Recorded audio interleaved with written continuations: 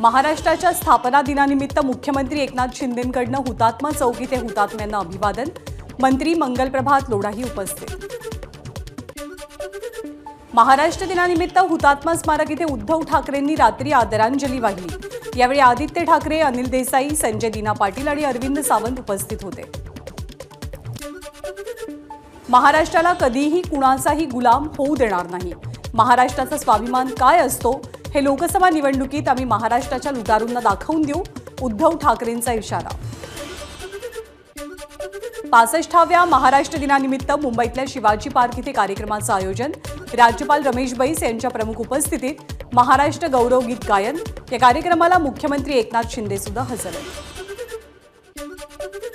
महाराष्ट्र दिनाच्या पूर्वसंध्येला मुंबईच्या मंत्रालयाला आकर्षक विद्युत रोषणाई। मंत्रालयाचा परिसर रोषणाईने उजळला। महाराष्ट्र दिनानिमित्त पालघर जिल्हाधिकारी कार्यालयात सुद्धा आकर्षक रोषणाई।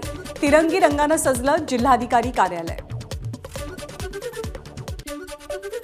मुंबईमध्ये धडाडणार उपमुख्यमंत्री देवेंद्र फडणवीसांची तोफ। महाराष्ट्र दिनानिमित्त आज भाजपचा मुंबईत कार्यकर्ता मेळावा। दादरच्या कामगार मैदानावरती संध्याकाळी 5 वाजता मेळाव्याचं आयोजन। महाराष्ट्र दिनाचं औचित्य साधत कल्याण लोकसभा क्षेत्रातील मनसे पदाधिकारी आणि कार्यकर्त्यांचा प्रचार मेळावा। या मेळाव्याला अविनाश जाधव, खासदार श्रीकांत शिंदे, आमदार राजू पाटील हजर असतील।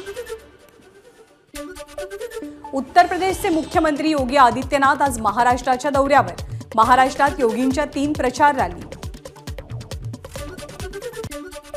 सुप्रिया सुळे यांची आज पुण्यातल्या बिब्वेवाडी भागातनं पदयात्रा। तर सुनेत्रा पवारांसाठी भोरमध्ये मुख्यमंत्री आणि 2ही उपमुख्यमंत्र्यांच्या उपस्थितीत प्रचार सभा।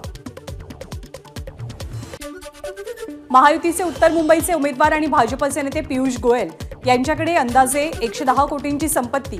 पियुष गोयल यांच्यावर एकही गुन्हा दाखल नाही। त्यांच्याकडे व्यावसायिक गाळा किंवा शेतजमीन नाही। बरीचशी गुंतवणूक ही बँकेतली ठेवी आणि शेअर्सच्या रूपात आहे। उत्तर पूर्व मुंबई मतदारसंघाचे महाविकास आघाडीचे उमेदवार संजय दीना पाटलांकडे 2,30,00,000 रुपयांची संपत्ती, मात्र त्यांच्याकडे स्वतःचं घर आणि वाहन नसल्याची माहिती। एबीपी माझा, उघडा डोळे बघा नीट।